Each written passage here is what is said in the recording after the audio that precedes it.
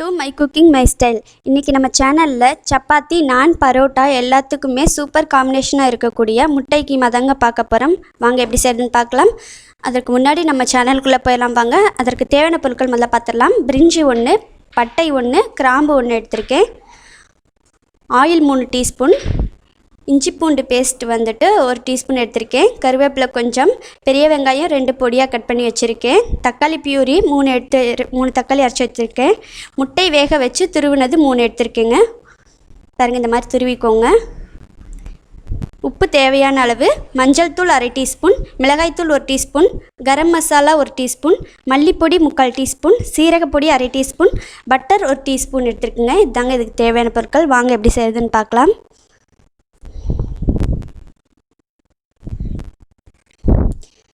இப்போ case on பண்ணிவிட்டு அதில் ஒரு கடாய் வச்சுக்கிறேங்க. கடாய் நல்லா ஹீட் ஆகட்டும். இப்போ ஹீட் ஆகிடுச்சு. இதில் ஆயில் சேர்த்துக்கிறேன்.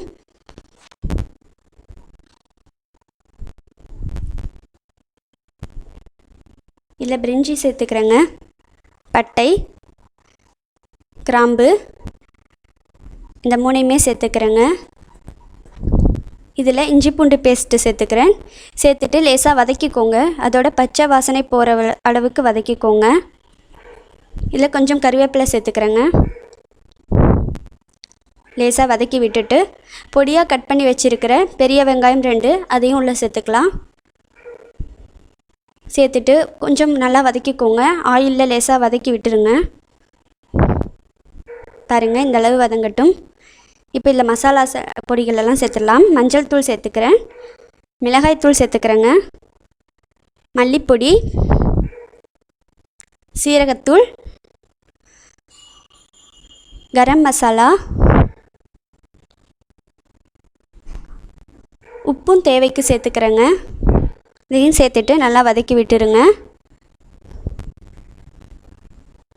பாருங்கள், இந்த மாதிரி ஆயிலே லேசாக வதக்கிடுங்க. இப்போது அரைச்சி வச்சுருக்க 3 தக்காளி எடுத்து வச்சுருக்கோம்ல, அதையும் உள்ளே சேர்த்துக்கலாம். அதையும் சேர்த்துட்டு நல்லா கிளறி விட்டுக்கோங்க. பாருங்கள், இந்த மாதிரி மசாலா எல்லாம் இடம் படுற மாதிரி நல்லா மிக்ஸ் பண்ணிடுங்க. இது 1 நிமிஷம் வந்துட்டு இருக்கட்டும். ஒரு 5 நிமிஷம் மூடி வச்சு வேக வைங்க. அப்போ தான் எண்ணெய் பிரிஞ்சு வரும். பாருங்கள், இந்த மாதிரி எண்ணெய் பிரிஞ்சு வந்த பிறகு நாம் துருவி வச்சுருக்கிற முட்டையை உள்ளே சேர்த்துக்கலாம். நான் கேரட் துருவல் தாங்க முட்டையை துருவி எடுத்து வச்சுருக்கேன். அதையும் சேர்த்து நல்லா மிக்ஸ் பண்ணிக்கோங்க.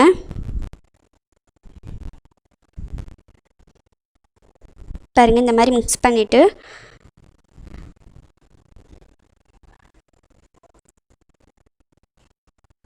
இதில் நம்ம தண்ணி சேர்த்துக்கலாம். நான் 1 டம்ளர் அளவுக்கு தண்ணி சேர்த்துக்கிறேன். தண்ணி சேர்த்துட்டு நல்லா மிக்ஸ் பண்ணிக்கோங்க. பாருங்கள், இந்த மாதிரி மிக்ஸ் பண்ணி விட்டுக்கோங்க. இதை மூடி வச்சு ஒரு 5 நிமிஷம் மறுபடியும் நமக்கு வேக வைக்கலாம். பாருங்கள், ஒரு 5 நிமிஷம் ஆச்சு. சைட்லலாம் ஆயிலெல்லாம் பிரிஞ்சு வந்துருச்சு மறுபடியும். இப்போது இதில் மல்லி இலைகள் சேர்த்துக்கலாம். அதையும் சேர்த்துட்டு நல்லா மிக்ஸ் பண்ணி விட்டுக்கோங்க.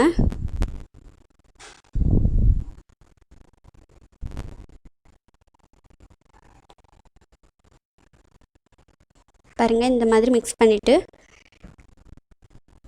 இதில் பட்டர் சேர்த்துக்கலாம். பட்டர் சேர்த்துட்டு நம்ம மூடி போட்டு ஒரு 5 நிமிஷம் மூடி வச்சிடலாங்க.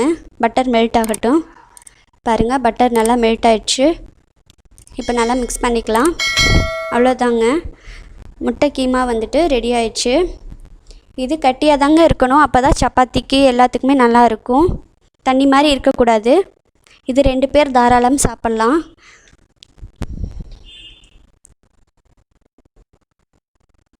பாருங்கள், நல்லா சூப்பராக முட்டை கீமா ரெடி ஆயிடுச்சு. கண்டிப்பாக நீங்களும் ட்ரை பண்ணி பாருங்கள். சப்பாத்திக்கு ரொம்ப சூப்பராக இருக்கும். நார்மலாக முட்டை கிரேவி விட இது ரொம்ப அதை விட சூப்பராக இருக்குங்க. இந்த வீடியோ பிடிச்சிருந்தால் லைக் பண்ணுங்கள், ஷேர் பண்ணுங்கள், மறக்காமல் சப்ஸ்கிரைப் பண்ணிவிட்டு பக்கத்தில் இருக்கிற பெல் ஐக்கானும் ப்ரெஸ் பண்ணிக்கோங்க. தேங்க்யூ.